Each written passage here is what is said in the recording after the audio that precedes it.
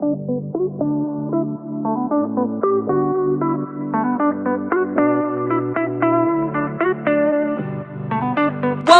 to the Soulfire Podcast, where every day we talk about real life, real shit, real raw. On this show, you can expect us to dive deep into topics like marriage, parenting, money, business, feeling like you want to give up, fighting for yourself, just straight soul healing. This podcast is all about life. Hey there, it's Power Coach Alishia here, your source of fun, funny, exciting, entertaining, and educational life coaching, transformational speaking, and soul healing. We're talking about setting your soul on fire. I specialize in helping women put themselves first without feeling guilty, getting out of their own way, and finding themselves again. No fluff, no hand-holding, no bullshit here, just love, light, and peace as we journey through this thing called life.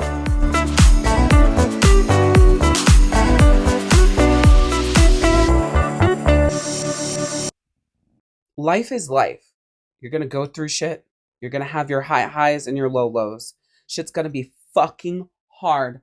Harder than you ever could imagine. You're going to feel like you can't get through it. And then it's going to bring you to your knees. And you're going to forget how to stand up or feel like it's so fucking heavy that you just can't get back to your feet. You're going to be so fucking high on life and happiness and euphoria that you'll feel like you can never come back down to quote unquote reality. The highest of highs, the happiest of happy, and like the highest, most amazing form of euphoria that there is, and never wanting to put your feet back on the ground.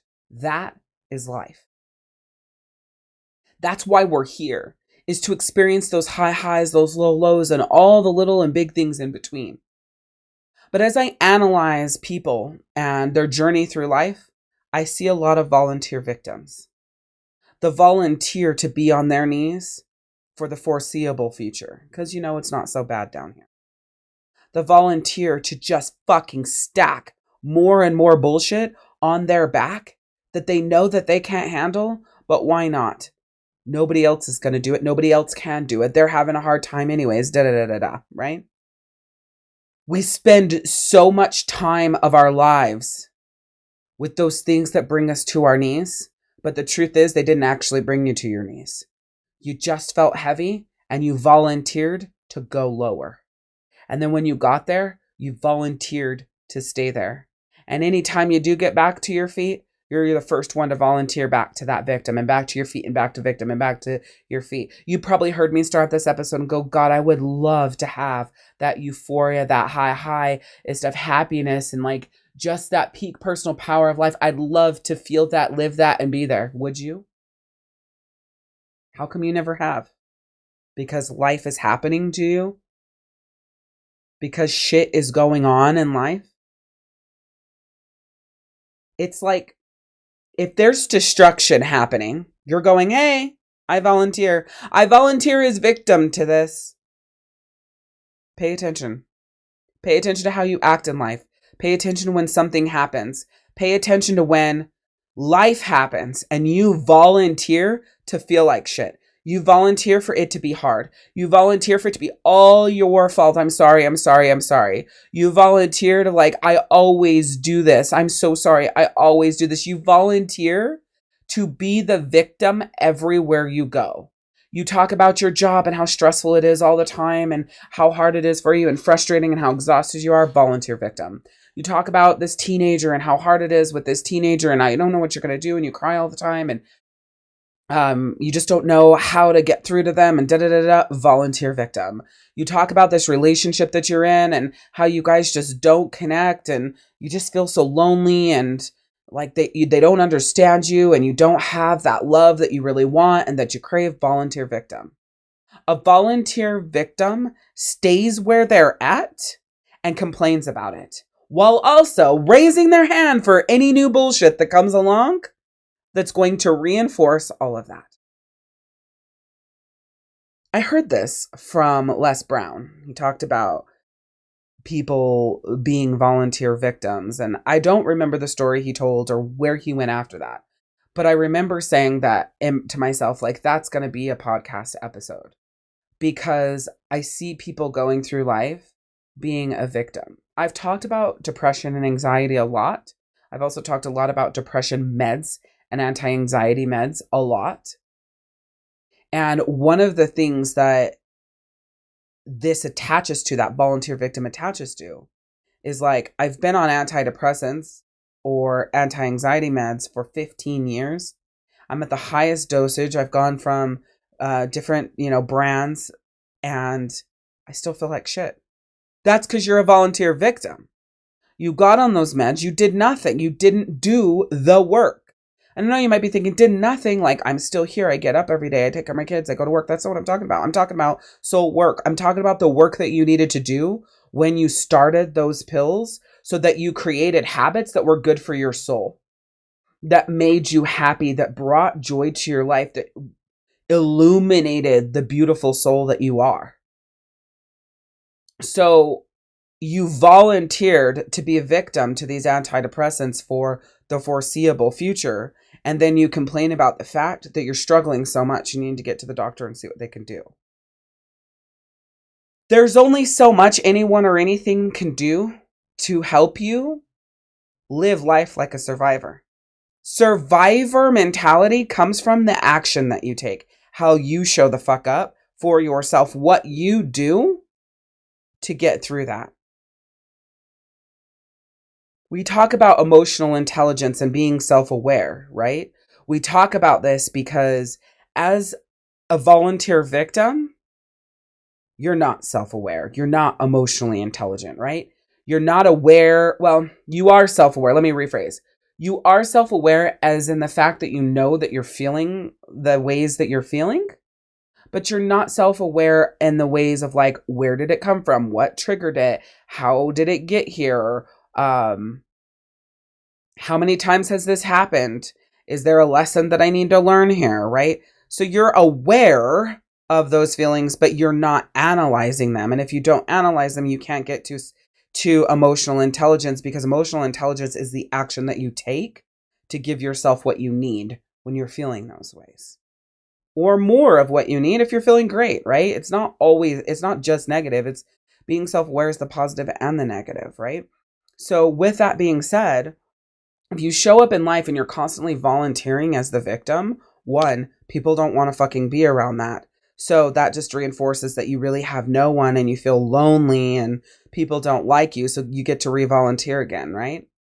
I always get asked like, okay, like that makes so much sense. I hear exactly where you're coming from and what you mean when you explain that and all of those things. So what do I do about it? Get into fucking action. Do something different than what you've been doing. When you notice yourself getting ready to volunteer as a victim again, stop it in its fucking tracks and change it.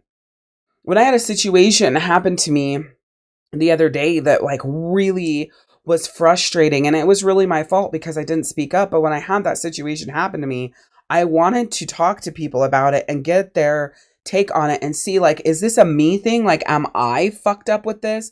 Am I viewing this wrong? Like, is this a me problem?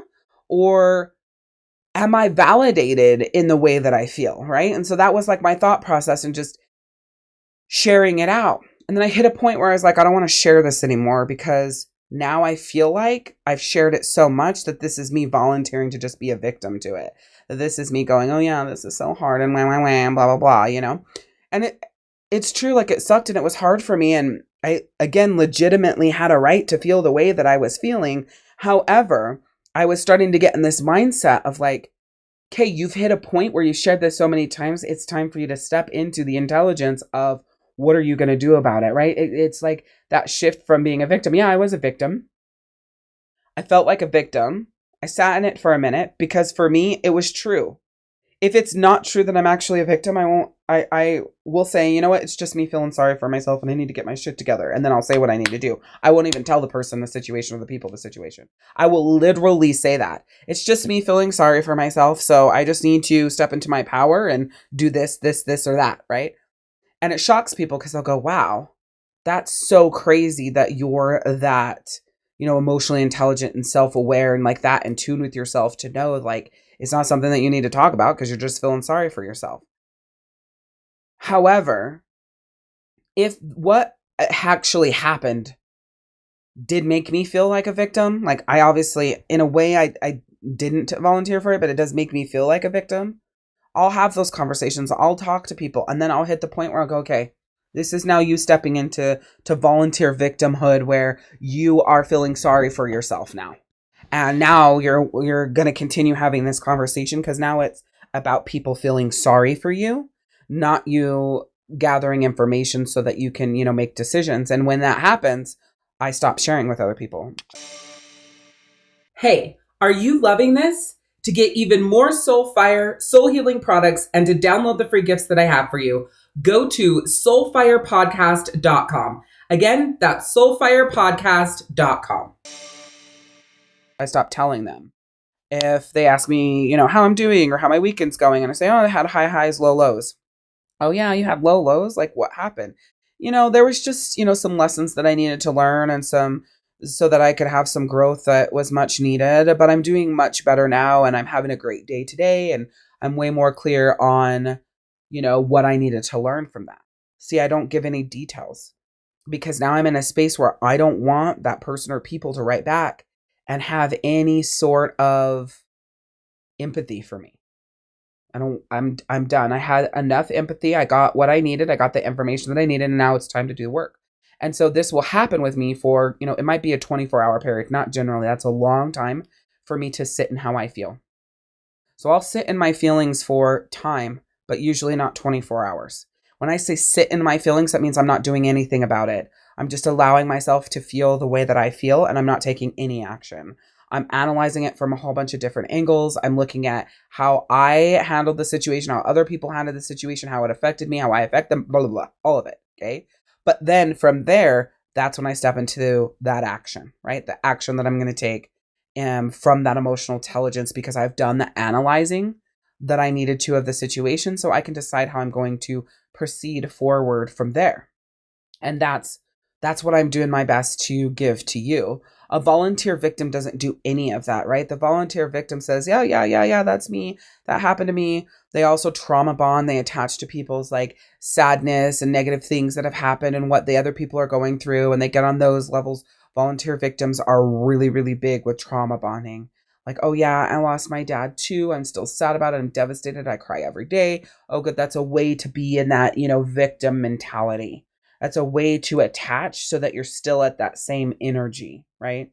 Opposed to being like, I've lost my dad too. Like, it was a hard journey. I still miss him today, but I'm grateful for the time that we had together, and that I got fishing from him, and my love of music from him, and my love of the green lawn from him, and my love of cars from him. It's like shifting into that positive power instead of the negative depletion. That's a great way of articulating that. So I want you to look at, are you the volunteer victim, or are there volunteer victims in your life? Once you are aware of this mentality, you will see it so clearly everywhere you go. And the more work you do on yourself to not be a volunteer victim, the more annoyed you will be watching other people be this way, because it's like, why aren't they doing anything? Why don't they do any work? Why are they always complaining? Why is it right? And you get this idea that, oh my gosh, like so many people live this way, and what it does is it infects everyone around them. Like, literally depletes the fuck out of the energy of the people around the volunteer victim. And the only way to protect yourself is to distance and not allow it. Like, you don't stand for it. So I'll just call out victim. Like, that's you being a victim. There's that victim mentality again. I only call that out if there's somebody who is not self-aware, but they want to be aware and do the work to grow. If they aren't self-aware and they don't want to do the work to grow, or they're not doing the work to grow, I don't tell them anything. I just start detaching myself from them and asking them, okay, well, what are you going to do about it? Like, what's your plan so that you don't always feel this way? What's your plan so that you don't get back to this space? So I start asking those sorts of questions. So it's like leading them to like a constructive resolution. And if their answers to that is haphazard bullshit that's just going to keep them where they're at, then I distance myself even more. And it literally doesn't matter who they are in my life. Is it hard? Yeah. Does it suck? Yeah. There comes a time in life, though, where you have to choose your peace over anything else. And so that if that interrupts your peace, if that causes issues, then you can, enforce your boundaries. You can analyze that, decide what you're going to do with it. And if at that point, the other people, circumstances, and things is not, jiving with what you need to do for that peace, it's okay to step back. It's okay to create space. I do not care who this person is in your life. If they're going to be that way, create the space so that you can learn how to protect your power better, and then step forward and see if you want them to be in your life. Step forward and tell them why you made that decision. Hey, I just want you to know. I mean, you probably noticed that I've been a little bit more distant and such, and it's really because I'm really working on surrounding myself with positive people, energy, frequencies, mindsets, people who are on a path to learn more about themselves, grow through their weaknesses, and strengthen their strengths. And I want that kind of energy and people around me. And so I've been distancing myself from people who I feel there's more of that negative attitude and energy and depletion going on. And I just really wanted to be honest with you. It's not that I love you any less or think any less of you. It's just something that I'm doing for me, for my own personal. Do I think people will still get defensive and offended by that? Sure. That's not your problem, though. You were honest and you did it with love and respect. So that's their burden to bear. If you're a fucking asshole about it, then yeah, now you've got a problem. But if you are respectful about it, it's their burden. And that's another thing, from shifting from that volunteer victim to that soul survivor, if you will. I love alliterations, by the way, but that shift from that volunteer victim to that soul survivor is being able to recognize what it's doing to you, what that energy is doing, and that you don't want it around you. And also being able to go, my peace is more important to me than anything. So my focus and my energy is going towards that peace. And anybody who disrupts that can't be here. Anybody who disrupts that doesn't get an active role in my life. Maybe they are a extra in my life, but they don't get that active role because it's an active role. They're way too close to me, too much of an opportunity to deplete that energy and take from me. And I truly don't want that, or I truly can't handle that in my life. So that may be another thing. If you're someone who does suffer from depression and anxiety and you have people around you who perpetuate that, there you go. Like, there's another thing. You've got to learn, like, if I'm going to be a soul survivor instead of a volunteer victim, I can't have these people around me because they literally exacerbate the depression. They exacerbate the anxiety. And it takes me so long to get it back under control again and feel good again. Those decisions greatly impact that. So if you keep people in your life that do that, it's greatly impacting your emotional health, your mental health. And by creating that distance, you can get a hold on that and strengthen that, right?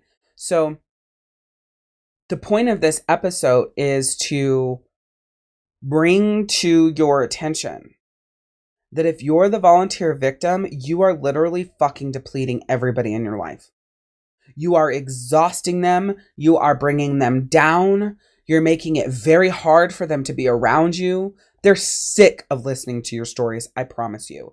They're sick of listening to how, bad everything is for you and the sob stories and how you go from one shit show to the next shit show while acting like you have no choice. Like, while you act like life is happening to you, but it could be happening for you, except for you won't look at it from any other angle except for from victimhood, right? Like, people in your life do not like that. Even if they're not on a personal development journey and they're not growing through things, you're bringing them down. The only way they like that is if misery is misery, right? Like, misery needs company. If they are like you, and the chance that your tribe is a lot like you in that energy and that victimhood is very high because our vibe attracts our tribe, right? So how we are is attracting those people to us, and their energy is going, excuse me, their energy is going to be a lot more like yours. So if you have those people around you that are like you, you're probably not bothering them as much, except for the fact that you're always making it about you and they want to always make it about them. So that could be annoying, but that would be the main thing in that, right? Because when two people who are in misery come together, they feel good because they have somebody who understands them, right? And when you guys leave that moment of talking all about the shittiness of life and you guys go back home or you go to work or you go do whatever you're going to do, when you leave that space, you actually feel worse than when you entered it, but you can't tell that because of you guys being on the same frequency. So you leave there thinking, man, that felt so good to just talk to somebody that understands what I'm going through, that feels what I'm going through, that's going through what I'm going through. Those are all 3 different layers. The truth is when you're having a hard time, not living in victimhood, but when you're having a hard time and you're going through disruptions, eruptions, or explosions in your life, you want somebody who is vibrating higher than you so they can bring you up to their level. But I will fucking tell you, as somebody who brings people up to my level all the time, do not attach yourself to those people if you're just going to be a blood-sucking leech of negative emotions. They deserve better than that from you because they're giving you better than that. So if you're not going to give them better than that, then don't fucking go to them in the first place. You don't have to match where they're at, but you damn sure cannot be that blood-sucking leech of their energy and their positiveness and their personal power. You can't be that. You've got to enter into that environment wanting to shift and get better and to fix things, not enter into that environment expecting them to make you feel better and to give all that they have to give into you so that you do. There is a big, big, big importance of distinction there. Okay. So same thing. If you're the person that brings people up to your level, it's important that if you're going to be there for people, that they are not still continuing to volunteer to be a victim throughout that entire conversation. They have got to be willing to figure out, they got to be coming to you because they want to learn how to survive. They want to get the perspective from you. They want help. They want support, and they're going to do what it is that you're suggesting, or they're going to take your suggestions and really formulate a personal power plan that's positive for them. You know, that's what you want from that. And if they're not going to do that, you don't waste your breath. You don't waste your energy. You don't waste your time. It's like people think that they need to be there for people who are depressed or, you know, feel like they want to commit suicide and, you know, having a hard life and having a hard time. Like, it's your job to be there for them, especially if you are the bright light in the darkness. It's not your job to be there for them if they're not willing to be anything for themselves. They have got to step forward. They have got to reach out their hand. They have got to listen. They've got to take it in, and they've got to make the plan to get better. It's not just a free for all. I show up for you no matter what the fuck you've got going on. And if you're not going to do any work or whatever, I'm going to put all this energy and work into you. It's not that. It's never that, because that depletes you. And now you end up in a state that you've got to work twice as hard to get back out of, because somebody got you there inadvertently and you didn't even realize it. I hope this makes so much sense. I hope this is connecting with you deep, deep, deep inside. Don't be a volunteer victim. Step in the power of a soul survivor. Be that person that you're bringing people up to your level. Be the person that doesn't allow people to just sit in their shit and complain and vent for the sake of venting. I've talked about this so many times, but I'm not somebody you come to when you want to vent, because you deplete my energy and power for fucking nothing. I pour into you for fucking nothing, because you might be fine for 5 minutes, 24 hours a week, but you're going to be venting about that same shit in no time because you're not doing anything about it. So all it is you going around depleting everybody's energy and doing it again and again and again and again and again because you're not doing anything. You might think you're doing something. It might feel like you're doing something. But if these things keep kicking up like this, that's just going to show that whatever your action is not working, right? So it's just a complete depletion of energy and positive power. And that's why I think that venting is pointless. I think getting it off your chest is good. And then the next step is, okay, what are we going to do about it? Most people just stop at getting it off their chest.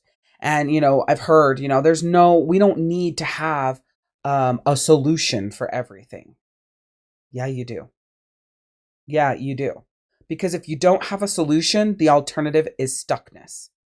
If you don't have a plan, the alternative is nothing. If you're not moving forward, you're going fucking backwards. Hear me. If you're not moving forward, you're going fucking backwards. What's the point then, right? You've got to be moving forward so you're not going backwards. And the further back you go, the closer you are to death, the closer you are to living dead, right? Until you just die. It's so important that you're living intentionally. So vent, get it out, say how you're feeling, and then step into action. I'm still training people in my life. If I come to you with how I feel about something, I don't need space. I don't need time. I don't need you to just listen. If I'm talking to you about something ever, I want to have that conversation be an ebb and a flow. We're going back and forth, and I want to come to a resolution, or I want you to come to me and say, hey, like, I saw that cry for help. I heard that cry for help. I saw that that was hard for you. I see that that affected you, negatively. I want you to know that I'm here for you. How can I help? I want that. I'm going to come to you and tell you when I want your help. But I also would love for you to see that as well. And I'd love for us to get into a dialogue of your thought processes on that, your advice on that, your perspective, your experience on that. I'm looking for a higher vibration for my mind so I can grow. Emotional intelligence. Volunteer victims don't have emotional intelligence, and they don't have constructive self-awareness. They're aware of it, but they use it for destruction, right? So I'm standing here today, or sitting here today, saying, choose to be a soul survivor and do the work it takes to do that. Because if you don't, you will automatic default as a volunteer victim. And we have plenty of those in the world. And it's my mission to help people like you find that personal power, step into that personal power, grow through the things in life that are trials and stressful and frustrating and shit shows, so that you can get to the next level and the next level and the next level version of yourself. Remember this sacred truth. Say yes to yourself, for within you lies infinite worth. Let your heart be your compass, guiding you on a path of self-discovery and liberation. Grant yourself the grace to stumble and rise, for it is in our imperfections that we find our strength. Embrace the dance of progress, where each step forward fuels the fire within you. And with massive power and deep soul conviction, let this be your anthem, your unwavering declaration. I choose me. I'm Power Coach Alishia, and we'll see you next time. Thank you so much for tuning in to the Soul Fire podcast. You being here means the world to me, and I'm grateful for the time that you've dedicated to be here. And by consistently showing up, I firmly believe that you will transform your life. I'm so grateful that you subscribed and you continue to share with others, spreading my message far and wide, because together we can reach my mission of transforming the lives of 1 million souls on their healing journey. Now, to provide you even more support on your soul healing journey and address any questions you may have, I would like to invite you to join our soul healing community. Simply visit community.thesoulhealingzone.com. Again, that's community.thesoulhealingzone.com, where you can connect with like-minded women, share your top takeaways, discuss what resonated with your soul, and express your absolute favorite moments from this episode. I can't wait to read them. I'm so freaking excited to create more empowering episodes and continue supporting you. I am sending you so much love, light, and peace as we journey through this thing called life.